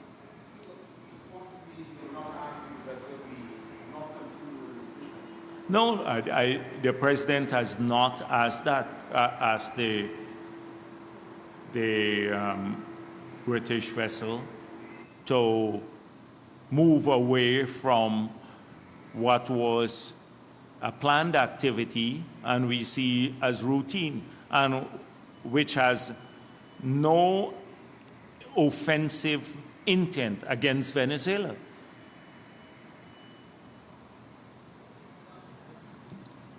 Good afternoon, Dr. Jagdeo. Yes. Just a few quick questions. Firstly, will the government be heading to arbitration over the U.S. $214 million in questionable costs recovered by Exxon, as highlighted in the first audit report? What is it? Will the government be headed to arbitration over the U.S. $214 million in questionable costs recovered by Exxon, as highlighted in the first audit report? If Exxon, right now we have a dispute over that sum. If Exxon decides to pay it or accept it, then we don't have an issue. If not, ultimately I see us ending up in arbitration. Secondly, since the unauthorized reduction in the costs flagged by the auditors and the subsequent investigation, what methods and measures have been put in place to avoid reoccurrence? I didn't get that again. What measures to prevent a reoccurrence of issues raised by the auditors? Now, the thing is that the auditors, I think what has happened, like this point about them using resources, those are strong things to me. Exxon using resources from the Starbuck block, which is ring-fenced, for activities in Kaichor and Kanji. For me, that is illegal based on the PSA. Should not happen. Therefore, we constantly have to be vigilant. Once Exxon continues to be an operator for other blocks outside of the Starbuck block, then we have to continue to be vigilant in every audit to see that that doesn't happen. Because they can say they are not using it. By law, they are not supposed to do this. By law, they are not supposed to do it. But if they do it, you can't just believe that in them to say, oh, we got assurances from them that they're not doing this. You constantly have to to check. And so the next audit too, the auditors will have to keep checking on this because it shouldn't happen. They would claim it didn't happen because there is a division over how many man hours or what people are working on. So if they bring one technical guy and he's working both on Stabroek block, but he does something for the Kaichor block, they may put all of it on the Stabroek block. We now have to see if he spent 10 man hours on the Kaichor block, that they accord that with they deduct that cost and accord it on and put it on the Kaichor block. So that is something you don't just listen to assurances. You have to verify every single time you do an audit. That is the purpose of an audit. It's verification to keep people honest. Has government completed negotiations with the oil companies that participated in the recent bid round? It's something, I think it's my ear, maybe. Yeah, go ahead again. Has the government completed negotiations with the oil companies that participated in the recent bid round? Oh no, they have not completed.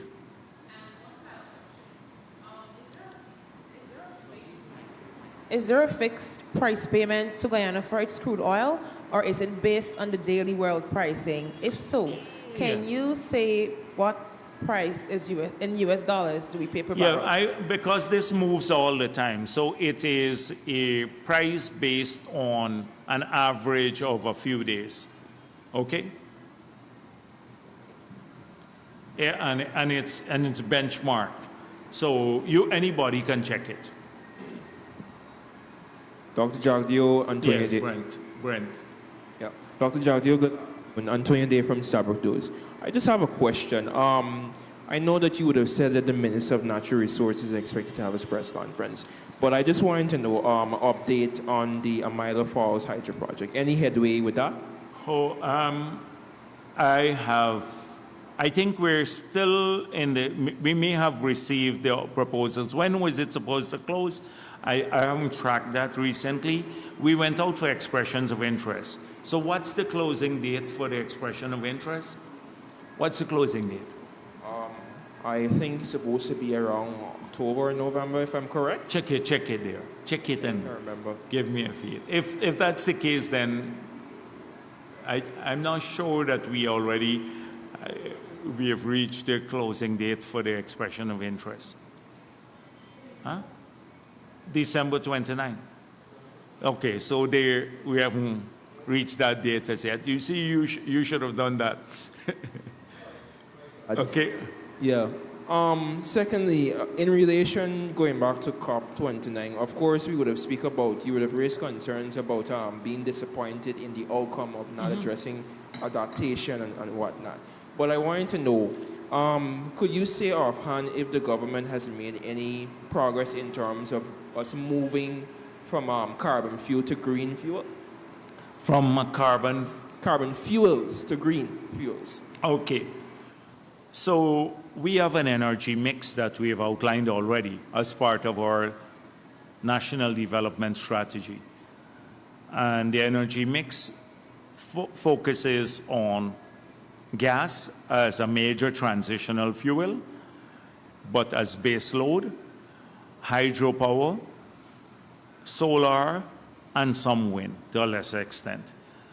We believe we could triple install capacity now, or maybe quadruple install capacity and still cut our emissions by about 50%. So that is important for us, that whilst we are pursuing an energy transition, that we're effectively going to replace almost our entire generating capacity, which now is run on bunker C and diesel, the two most polluting fuel. So in the future, we will not rely on bunker C and diesel, which are the most polluting fuel. We're also looking at some biodiesels. We have some project with India and the biodiesel to look at a blend for even transportation. So, yes, so those are the things that we're looking at as part of our energy mix. Yeah, please. Yeah, good afternoon, Dr. Jagdeo Shervin, Belgrave Culture News. Given the fact that Guyana doesn't have its own metering system in place on Exxon facilities, how do we know how much crude oil is being shipped to ExxonMobil refinery in the U.S.?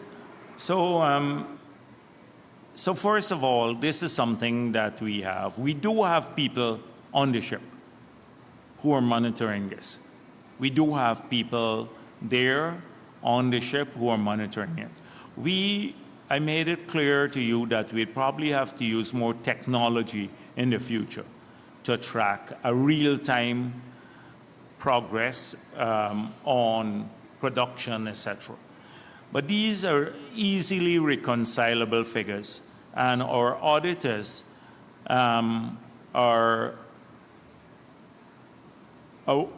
this information should be available to our auditors. So you recall the last audit that was done when they requested Exxon daily production figures. They said, we're not giving you that because the government already has that. The government gets the production figures on a daily basis. It's easily, these are publicly traded companies. It's easy to reconcile production figure with sale figure globally. And if there is a disparity between the two or discrepancy between the two, then that's clearly a case of fraud. We have not found any fraud so far. But your point about about strengthening our monitoring on the production itself is well taken, and I addressed that earlier in the year when I said we're completing the series of reform of the framework which we did when we passed the Petroleum Activities Bill, and now we have to strengthen the day-to-day management. Now the new PSA also forces, although Exxon is the fiscal terms don't apply to them, but a lot of the other management terms, in terms of, in light of, for example, regular supply of data, clarity around supply of data, all of that, they are strengthened. And so that needs to be worked on now in the ministry. But it's a point well taken. We're advancing that. The fiber optic cable from the FPSOs landed, they were here, and that will be a major, major change here because once the headquarters are completed, you'd have an operating room here that will mirror what is happening offshore. So all production flows, etc., could be seen right here at Ogle about what's happening offshore. It's a control center. So you'll be able to do everything. You'll probably be able to, I don't know, remotely shut down things and stuff from just here. And that project is advancing. So as soon as the headquarters is completed, you saw some digging. They're going under the highway to bring in the cable now, the fiber optic cable. That would make a big difference to us.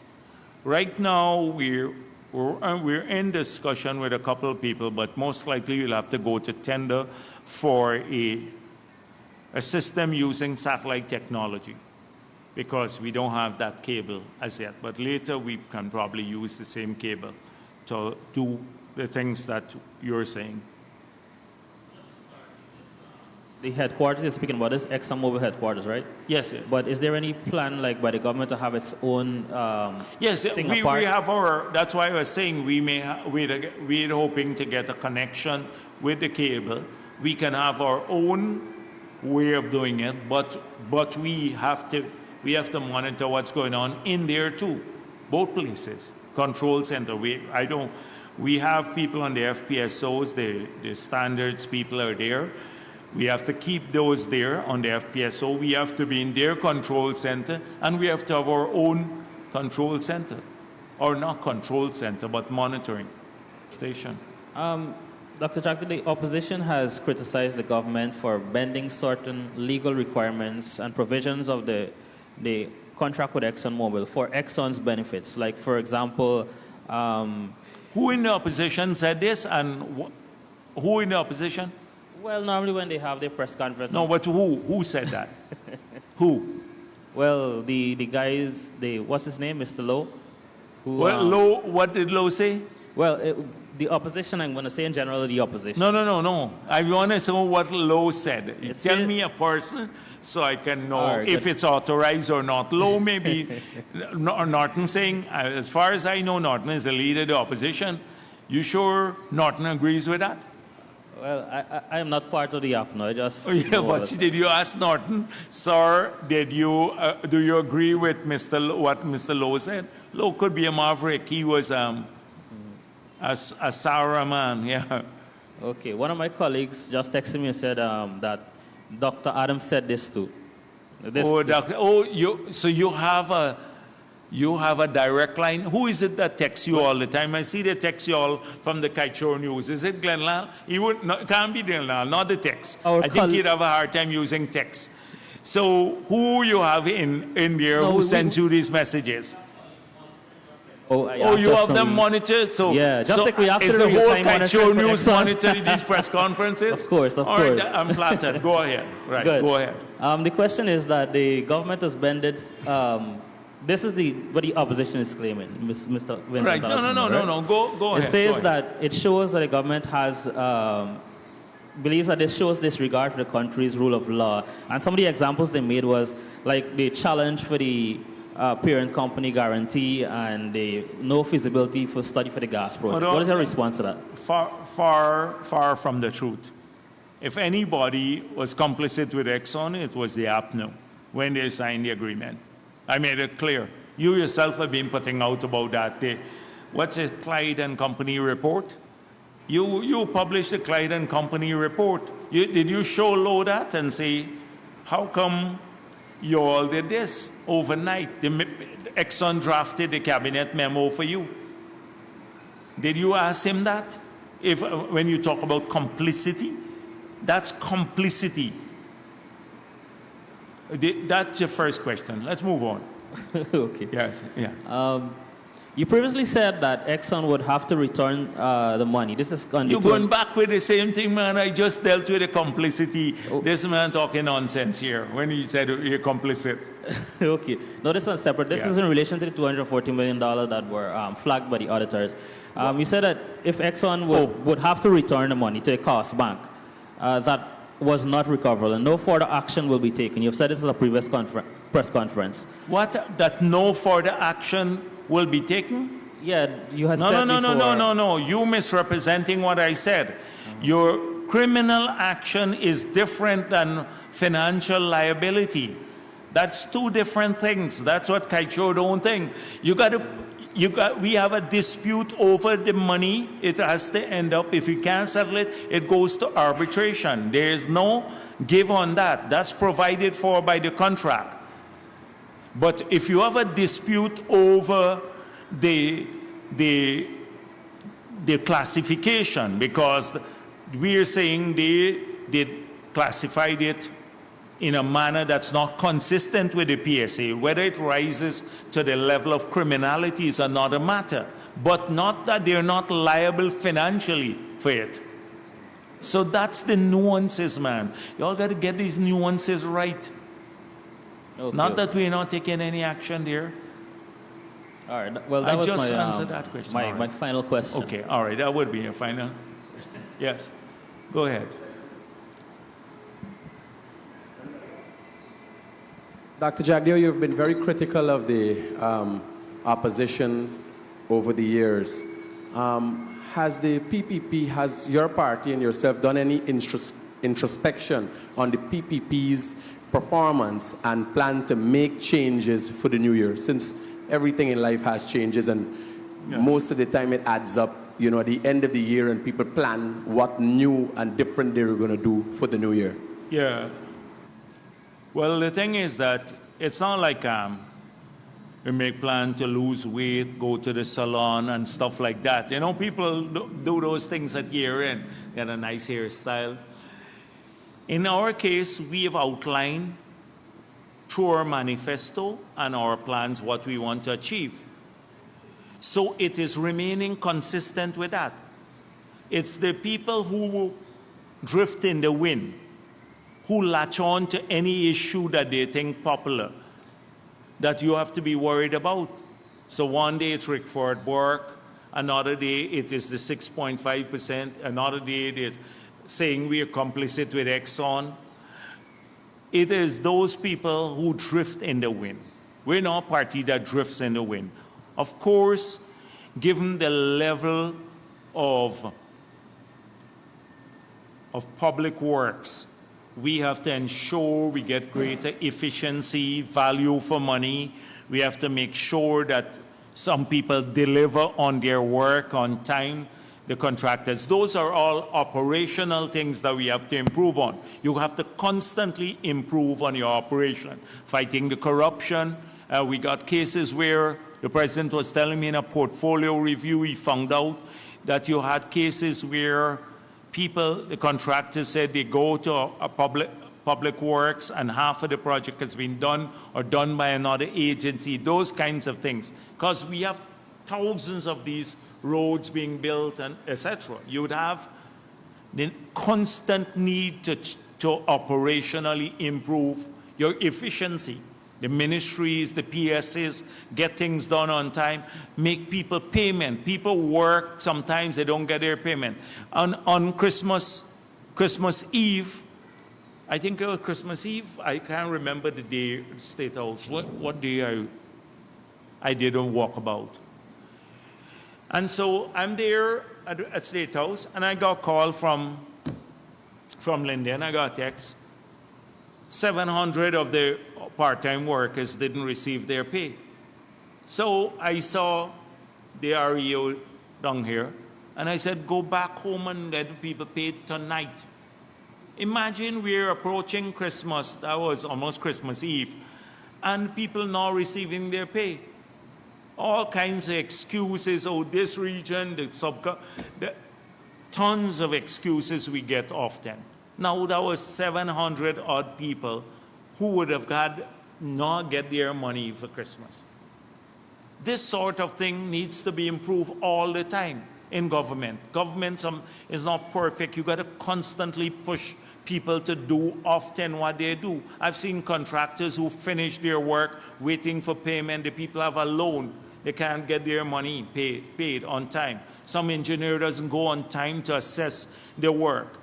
We've seen cases where you have shoddy work, the engineers don't go, people get paid for it. All the time you have to improve on that. But on the goals that we set ourselves, those are constant. Improving people's more and better job, more scholarships, more education, better health care, proper infrastructure, cheaper, reliable electricity. Those are constant goals that we work every year in each budget to get us closer to those goals. So you're not going to see drifting all over the place. You see consistency, more housing, etc. But on operation, you're right, on operational efficiency, we constantly have to work at this. This is not something that you could rest and say, oh, we are pleased about it all the time. So there is a lot of room for improvement in these areas. Dr. Jagdeo, it's your last press conference, and a number of questions have been asked, and a lot of times the news agencies try to create hysteria in our society. One of the things that is looming over Guyana and constantly need to be looked at is investors' confidence, because all that goes on in our country and our development is hinged on investors' confidence. What confidence or what would you reiterate to investors as we go into the new year? We have absolutely no problem with that. We meet with people a lot and we get a feedback from the private sector. We get a lot of feedback from the private sector because we work to engage people all the time. We've seen people go invest into our missions abroad, and we have not seen any change in terms of interest and flow of investment dollars into Ghana. In fact, every day we're seen as a better destination for investments and long-term investments. And that's why it's important too that the government sends clear signals about how we will manage the economy, macroeconomy, the safety of people's capital here, their ability to repatriate the capital, the sanctity of contracts, the predictability in policies. All of these things are a hallmark of PPP governments of the past. You can't say the same of APNU, and that is why we always suffered from low investments when they're in office. People don't want to come and invest because they never have that certainty. With us, we've made it clear, and we need that because the investable capital in this country is limited, but we're so pleased that people have leverage. I spoke earlier about the shore-based operations. All of them are majority owned by Guyanese. Several of the new hotels are owned, international hotels are owned by Guyanese. Almost all the housing units being built for rentals are owned by Guyanese to the oil and gas companies. We've seen a growth in the logistics company, construction companies. There's a past when we didn't have many construction companies. Warehousing, massive investment in warehousing. Guyanese are making these investments. More of our people are working in the oil and gas industry or in industries that supply services to this sector. There's been a massive growth in agriculture for that matter. Look at the massive soy and corn project that people are working on, hydroponics. We're looking at a dairy industry now. We've had 3 major interests. So I'm very pleased with the level of investments, and not just in oil and gas, but almost in every area, because the country needs all of these services. But we've not seen any abatement of investment flows or anything of that sort. Yes. Okay. Thank you very much. And a Happy New Year to all Guyanese.